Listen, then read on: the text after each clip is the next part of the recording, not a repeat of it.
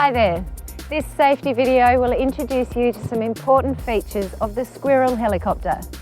It'll be followed by a more detailed briefing from your pilot covering over-water operations, the brace position and evacuation of the aircraft in an emergency. The Squirrel is a safe aircraft, and while safety videos are notoriously dull, please do pay attention. There is important information contained in this video. Now let's have a look at the helicopter.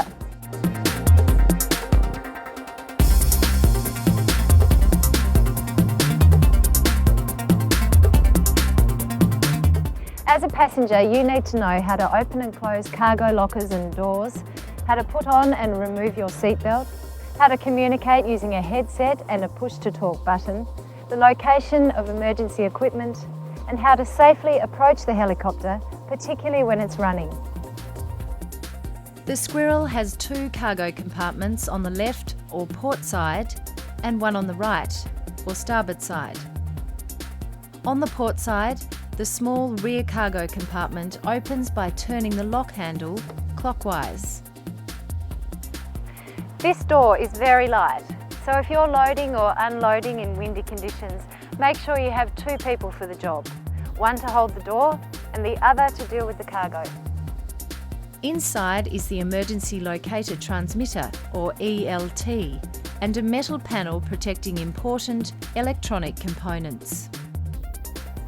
Be very careful when loading gear into this compartment, as it is possible to damage this equipment. The door is closed by simply giving it a firm push and ensuring the lock handle is in the closed position. The larger port side cargo compartment is secured by 3 latches. Push the raised section of each latch to open the door. Use the stay to hold the door in the raised position. Once again, if conditions are windy, always use 2 people for any loading or unloading, one to hold the door and the other to deal with the cargo. To close the door, lower and hold in the closed position and push the latches closed.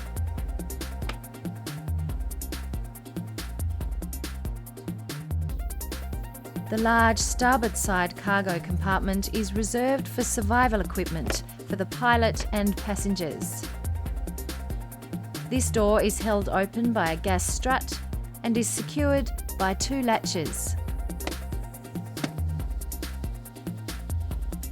There are 2 passenger doors on the port side of the helicopter, the rear sliding door and the forward hinged door.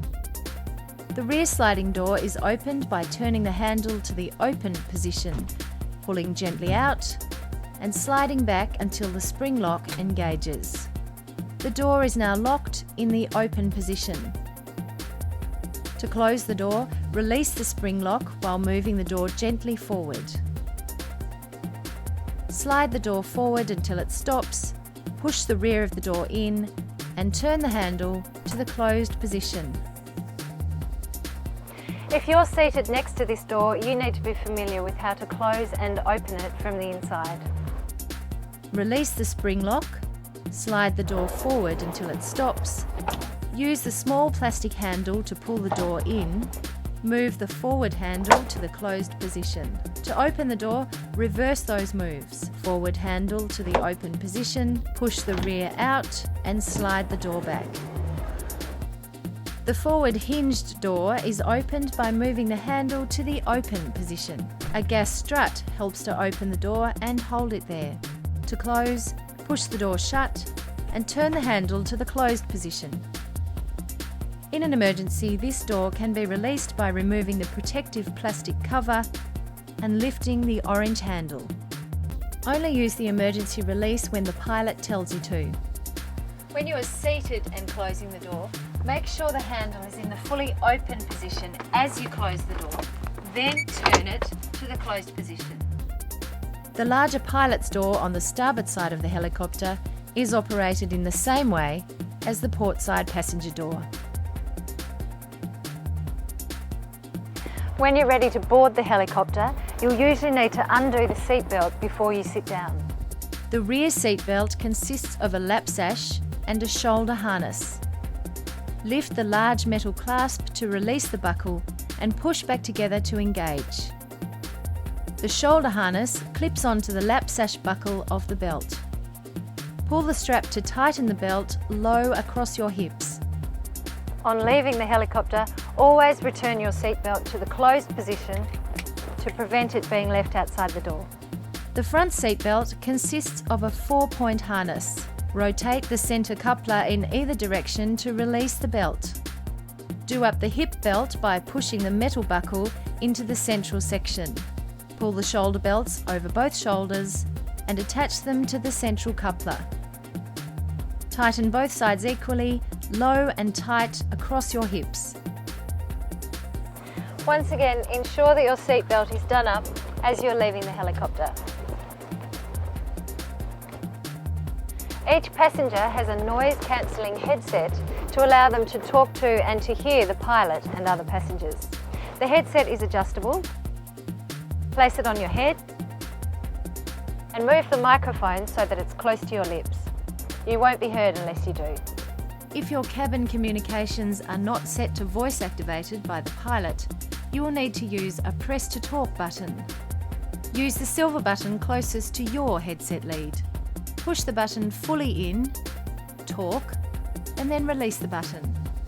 If you are sitting in the front seat, the push to talk switch is at your foot. Depress the switch with your foot to talk and make sure you release the switch when you have finished talking by lifting and moving your foot.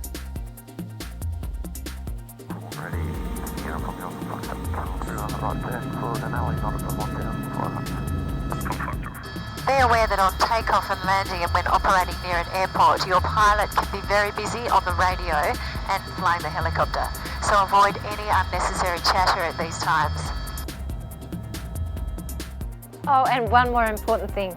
Make sure you remove your headset before attempting to leave the helicopter. The front passenger has access to some important emergency equipment. At their feet is a first aid kit. The emergency locator transmitter is in the rear luggage compartment. That can be operated from the cockpit. There is a red switch directly in front of the passenger on the control panel, marked ELT. The switch has 3 positions: on, armed and test, and is always in the armed position. In an emergency situation, if you're unsure if the ELT is transmitting, set the switch to the on position. Between the front seats and mounted to the pilot seat is the fire extinguisher. Only discharge the fire extinguisher if instructed to do so by the pilot. Survival equipment, often including sleeping bags, emergency rations and a tent, are located in the starboard side locker. It is also where you will find the satellite phone, which can be removed from the aircraft for use in an emergency. Always approach the helicopter from a direction where you can see the pilot and they can see you. Secure any loose items before approaching the helicopter.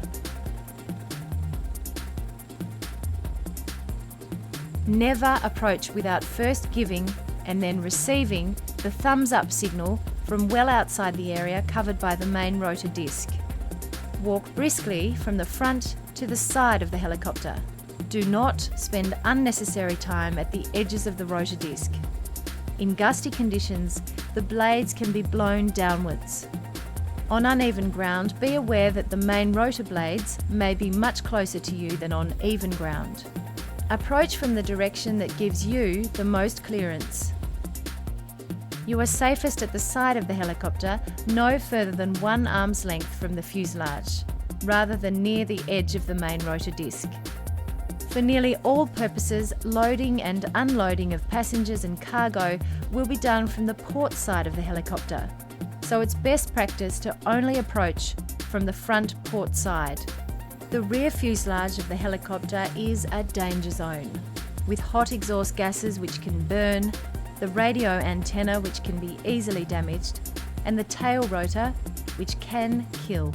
Never approach the helicopter in this zone. Only approach from a direction that gives the pilot a clear view of you and be very aware of the clearance distance between you and the main rotor blades, particularly on uneven ground. Your helicopter may be equipped with floats on the landing skids. Never stand on the floats, as this can damage them. In the event of an emergency, you'll need to assume the brace position. Sit up straight, pushing your back into the rear of the seat with your legs together and your heels placed on the floor slightly behind your knees with your chin on your chest.